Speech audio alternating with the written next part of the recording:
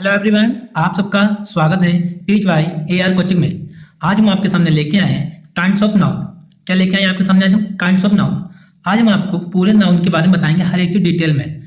अगर आपने इससे पहले कहीं भी नाउन नहीं दिखे हैं या समझ में नहीं आए हैं तो आज आपको एक ही वीडियो में सभी नाउन समझ में आ जाएंगे अच्छे से। इस वीडियो के अलावा आपको दूसरी वीडियो देखने की जरूरत नहीं पड़ेगी।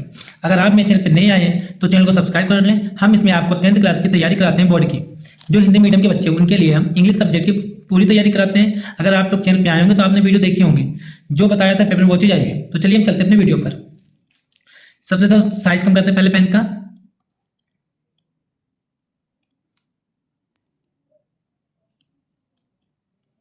अब देखिए लिखा है काइंड्स ऑफ नाउन। सबसे पहले नाउन की डिफिनेशन आप लोगों को तो मालूम होगी। नाउन को क्या बोलते हैं पहले हम वो आपको बताते हैं। देखिए, नाउन को संज्ञा बोला जाता है। नाउन को क्या बोला जाता है? संज्ञा। Noun definition, a noun is the name of person, place और थिंग। इसमें देखिए नाउन में क्या क्या पॉइंट होते हैं पहले वो समझ जाते हैं आपको। इसमें देखिए प्लेस की बात की जाती है, किसी स्थान की, या तो यहाँ पे पर्सन, किसी पर्सन व्यक्ति की बात की जाती है, और तीसरा यहाँ पे बात करते हैं हम लोग थिंग्स यानी किसी वस्तु की। इन तीन में पूरा नाउन कंप्लीट होता है, अलग कोई भी वीडियो नहीं होती कि नाउन में देखने के लिए। अगर आप इन तीनों चीजों को अच्छे से समझ गए तो आपको नाउन में कभी कोई दिक्कत नहीं आएगी। तो उसी में हम सबसे पहले आपको इन पार्ट के बता रहे हैं कि प्रॉपर नाउन क्या होते हैं, कितने प्रकार होते हैं, उन सबके बारे में आज हम आपको बताने वाले हैं। पहले इसे इरेज कर देते हैं।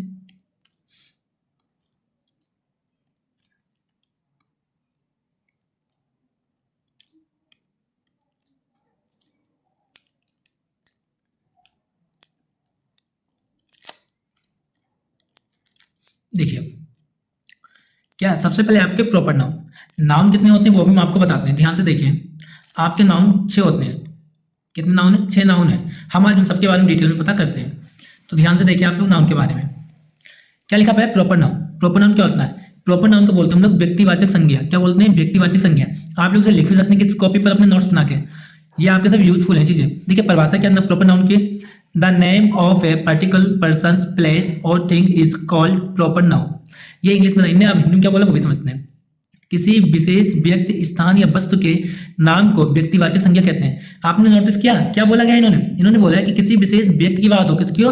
विशेष व्यक्ति की बात, या कोई विशेष स्थान हो, या कोई वस्तु का नाम हो, उसके लिए प्रॉपर नाउन का प्रयोग करते हैं हम लोग। जैसे यहाँ पे एग्जाम्पल लिया है आपके लिए, जैसे अशोक। अब अशोक यहाँ कोई विशेष व्यक्ति होगा ना, जैसे यहाँ पे अशोक का नाम दिया गया है। जब कोई दोस्त बात कर रहे हो तो एक दोस्त की बात कर रहे हो तो वहां पे एक दोस्त दूसरे दोस्त को मेंशन कर रहा है, तो उस जगह पर अशोक कौन है?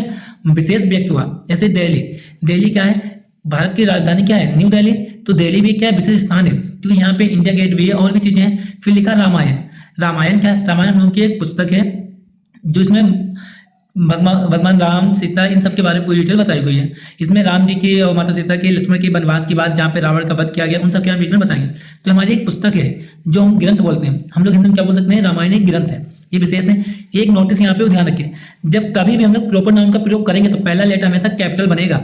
जैसे हम लोग यहाँ पे लिखते हैं, जैसे यहाँ पे लिखते हैं हम लोग राम। क्या लिखते हैं? एक मिनट तो कलर लेते हैं। जैसे लिखते हैं हम लोग राम। अब कुछ लोग राम को ऐसे लिखते हैं, अगर सीता लिखते हैं कुछ लोग सीता को ऐसे लिखते हैं। ये सब गलत नाम है।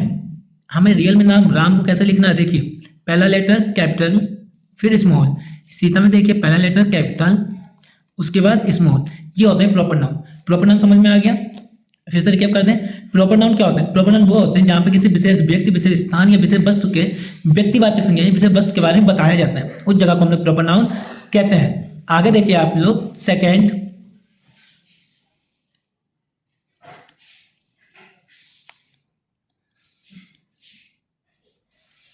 तो इसे ऊपर करते हैं आपको समझाने के लिए, और इन सबको नीचे कर देते हैं।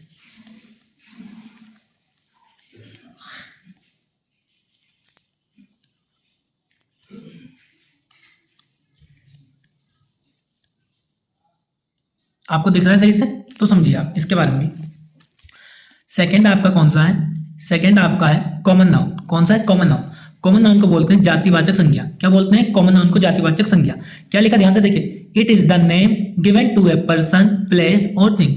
क्या बोला गया यहाँ पे? देखिए सेम काइंड। आगे देखिए जो नाम किसी जाति, वर्ग या किसी प्रत्येक व्यक्ति, स्थान या वस्तु के लिए प्रयुक्त होता है। ऐसा कोई भी नाम जो किसी व्यक्ति के लिए, किसी स्थान के लिए, किसी वस्तु के लिए प्रयोग किया जाता है, वर्ग के लिए मतलब एक समूह के लिए, उस जातिवाचक संज्ञा कहते हैं। अब देखिए, जैसे यहाँ पे एक नाम लेते हैं, जैसे नाम लेकर बताते हैं, जैसे लिखा है बॉय, गर्ल, सिटी, बुक आदि। अब यहाँ पे देखिए समझाते हैं हम आपको। देखिए यहाँ पे लिखा है बॉय। अब एक बात बताइए, अगर आप लोग यहाँ पे कॉलम बना देते हैं, यहाँ पे न्यू बोर्न छोटे छोटे बेबी हैं, जैसे यहाँ पे 1 2 ड्राइंग नेचर का बता दे रहे हैं, इस तरीके से छोटे छोटे 2-3 बेबीज बना देते हैं। अब बताएं, इन सब में अभी इन बच्चों का कोई नाम तो हुआ नहीं है। जैसे अगर हम लोग बोल देते हैं ये रमेश है, राकेश है, मोहन है, ये नाम तो भी लिखे नहीं है ना। कोई भी घर पे आपके कोई भी घर पे गेस्ट आएगा, इन सब बच्चों क्या बुलाएगा, बॉय या गर्ल, एक जाति का नाम, लड़का होता है उसे एक जाति का नाम जिसे नहीं मालूम होता है।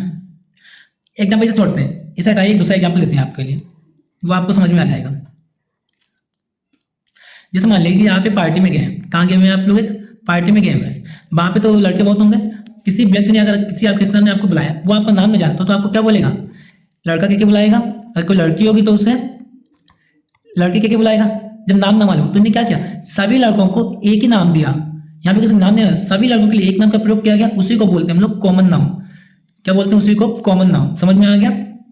कॉमन जैसे गर्ल्स, सिटी, किताब, जैसे मान लीजिए आपका हिंदी की किताब है, एक इंग्लिश की किताब है, मैथ की बुक है आपके पास। तो अगर मैम आपसे बुक मंगाएंगे तो मैम ये कहते हैं कि हिंदी की बुक दो, इंग्लिश की बुक दो, मैथ की बुक दो। पर कभी क्या होते हैं, बुक लेके आओ, क्या बोलते हैं, बुक लेके आओ। तो उन्हें उन सभी बुकों में एक नाम कॉमन रख दे कि इन सबको बुक बुलाया जाएगा।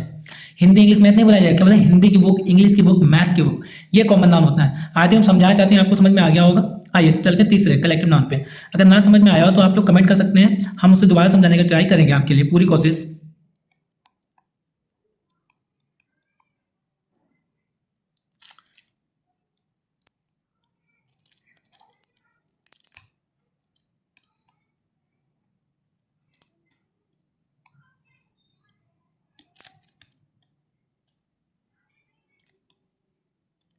देखिए इसे तो नीचे स्क्रॉल कर दे रहे हैं।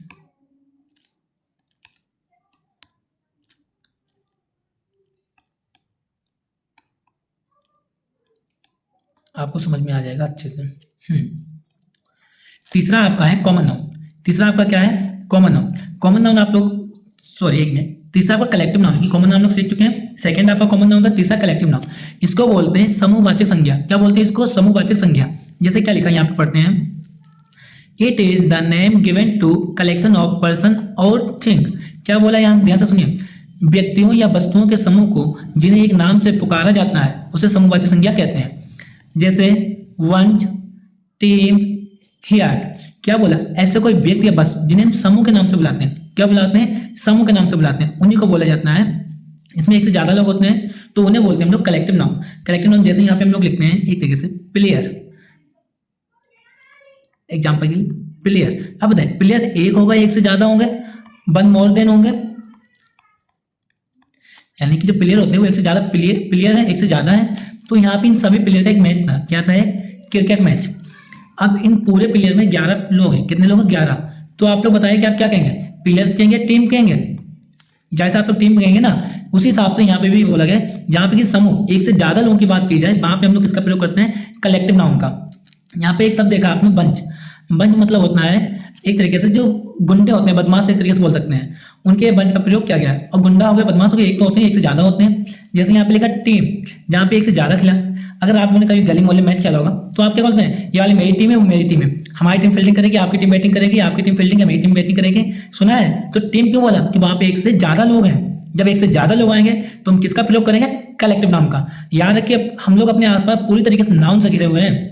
अगर आप अभी वीडियो देख रहे हैं, वो भी एक मोबाइल से या लैपटॉप से या किसी भी साधन से आप देख रहे हैं, वो भी एक नाउन है। कैसा नाउन है, वो आपका थिंग्स, वस्तु, यानी कि बोल सकते हैं उसे हम लोग प्रॉपर नाउन। क्या बोल सकते हैं, प्रॉपर नाउन। अगर आपके पास अभी कोई बुक है या कुछ है, बुक हो गई, टेबल हो गई, चेयर, वो सब आपके नाउन है। क्या है, नाउन। तो याद रखिए, हम लोग अपने आसपास पूरी तरीके से नाउन से घिरे हुए हैं।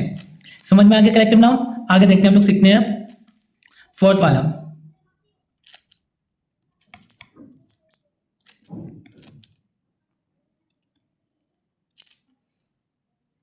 देखिए फोर्थ आपका कौन सा है, मटेरियल नाउन। कौन सा है? Material noun. इसमें बोलते हैं पदार्थवाचक संज्ञा। इसमें किसी पदार्थ की बात किया है, जैसे ठोस द्रव गैस होते हैं वैसे से पदार्थ की बात की जाती है। इसकी देखिए परिभाषा क्या है, definition, it is the name of any material which can be used to make some other things.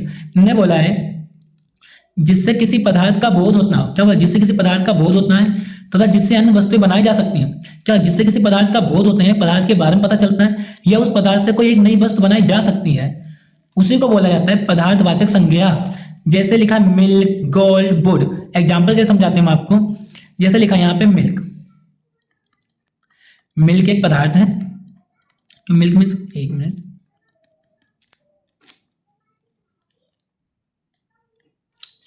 जल का इरेज हो रहा है।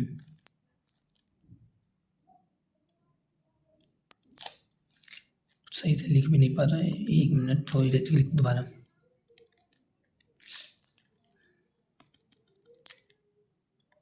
ठीक है, मिल्क है आपका एक पदार्थ है। अब एक चीज आपने नोटिस की होगी, ध्यान से देखिए, जो मिल्क होता है उससे क्या क्या चीजें बन सकती हैं। मिल्क मीन्स क्या होता है, दूध। इधर साइड में लिखे दे रहे, मिल्क को बोलते हैं दूध। दूध से दही बनती है। क्या बोला था ऊपर, क्या लिखा है, अन्य वस्तु बनाए, एक वस्तु यानी एक कोई पदार्थ से एक नई वस्तु बनाई जा सकती है, उसी को बोलते हैं हम लोग मटेरियल नाउन। दूध से दही बनता है। आप लोग और बताइए, दही, घी, पनीर आदि और भी चीजें बन सकती हैं, हम इतना बता रहे हैं आपको, समझ में आ गया। तो मटेरियल नाउन क्या होता है, मटेरियल ऐसा पदार्थ जिससे हम एक नई वस्तु को बना सकते हैं। अब दही किससे बना, दूध से, तो यहाँ पे किसका बोध कर रहा है, दूध का। घी किससे बना, दूध से, तो यहाँ पे घी किसका बोध कर रहा है, दूध का। पनीर किससे बना है, दूध से, तो यहाँ पे पनीर किसका बोध कर रहा है, दूध पदार्थ का। क्लियर हो गया। ऐसे गोल्ड लिखा है, गोल्ड से क्या बनते हैं, आभूषण, अंगूठी हो गई, गले की चेन हो गए या हार बनते हैं, कुंडल, बहुत चीजें गोल्ड से। वुड, अब लकड़ी, लकड़ी से क्या बनती है, लकड़ी से क्या बन सकती है, अगर आप जिस जगह बैठोगे टेबल आपकी लकड़ी की है, मेज। अगर आपके घर में गेट है, गेट एक्स वाई जेड अगर लकड़ी का गेट बना हुआ है तो लकड़ी का गेट होगा, वो किससे बना है, वुड, वुड में लकड़ी होता है, यहाँ पे लिख भी दे रहे हैं। अगर आप आसपास बैठे हैं तो आपने देखा होगा कि जो खिड़कियां आपकी होती है वो भी किसकी है, लकड़ी की है। तो वुड भी क्या हो, एक मटेरियल नाउन। समझ में आ गया। आप सीखते हैं लास्ट, आपके 5 होते हैं, कितने होते हैं, 5। शुरुआत में गलती हो गई होंगी, बाई चांस 6 बोल दिए होंगे, 5 होते हैं आपके।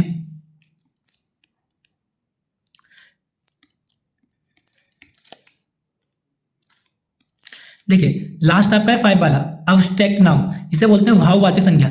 भाव से बोलने में लगा भाववाचक, यानी कि इसमें भाव पता होते हैं, पर पढ़ भी लेते हैं क्या लिखा है, पढ़ना जरूरी होता है, आपको समझ में आए। It is the name given to some quality और स्टेट। क्या बोला इन्होंने, जिस शब्द से किसी गुण या अवस्था के नाम का बोध हो। क्या बोला, कोई ऐसा शब्द जिससे गुण या अवस्था के नाम का बोध हो उसे भाववाचक संज्ञा कहते हैं। क्या कहते हैं, भाववाचक संज्ञा। जैसे ब्रेवरी, कर्ज, ऑनेस्टी। अब देखिए यहाँ पे इनका मतलब, मैं लिखा आपके सामने ब्रेवरी। ब्रेवरी मीन्स क्या होता है, बहादुर। ब्रेव बोलते हैं उसी का होता है ब्रेवरी। ब्रेवरी मतलब होता है बहादुर। अब एक बार यहाँ पे आपके सामने एक थोड़ा कार्टून बनाते हैं, आप लोग देख लीजिए ध्यान से। देखिए जैसे यहाँ पे लिख लिया हमने, ये बनाया है एक, इसे बोल दें हम लोग, इसे बोलते हैं कल्लू। क्या बोलेंगे, कल्लू। दूसरा बनाते हैं एक और, यहाँ पे एक इससे बड़ा बनाते हैं, ये आया भाई,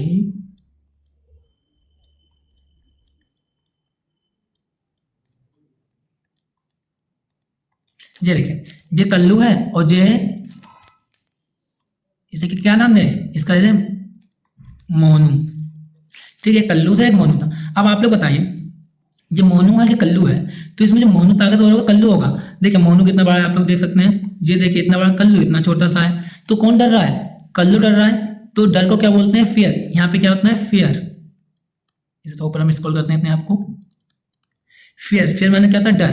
अब एक चीज आप लोग बताइए हमें, ये डर आप हमें दिखाइए, डर हो रहा है, डर दिखाइए, डर है कहाँ। अगर ये बहादुर है, ये मोनू अगर बहादुर है तो बहादुर कहाँ है, दिखाइए।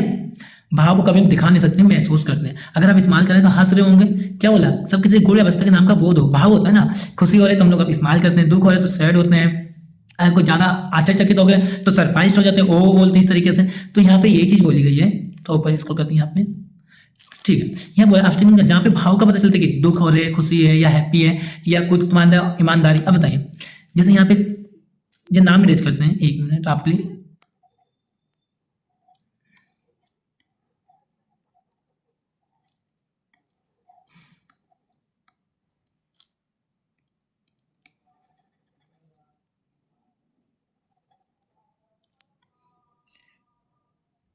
अब बताइए आप लोग कि कल्लू और मोनू में चोर कौन है? बता सकते हैं? ईमानदार कौन है? बता सकते हैं? नहीं, क्योंकि ये हम लोगों के भाव हैं। ये उनके कोई काम या किसी से पता चल सकता है, वरना किसी को देख के हम लोग महसूस नहीं कर सकते, ये नहीं बता सकते कि वो चोर है या बहादुर है। यही आपका अब्स्ट्रैक्ट नाउन, जो आपका लास्ट नाउन होता है। ये आपका लास्ट है अब्स्ट्रैक्ट नाउन। अगर आप लोगों ने पूरी वीडियो देखी है, अगर आपको वीडियो अच्छी लगी हुई है और आपने कुछ सीखा हुआ है और नाउन चैप्टर क्लियर हो गया है, तो बस आप लोग वीडियो को लाइक कर दीजिए। और अगर मेरे चैनल पर नए आए हैं, चैनल को सब्सक्राइब करें। वीडियो कम से कम आप लोग वीडियो को लास्ट में देखना, कमेंट कीजिए, हम आपके कमेंट पढ़ते हैं, उसका रिप्लाई भी देंगे। वीडियो को आप लोग जितना से उतना शेयर कीजिए और चैनल को सब्सक्राइब कर लीजिए। हम इसी प्रकार की वीडियो आपके लिए लेके आते रहेंगे। जब तक के लिए जय हिंद।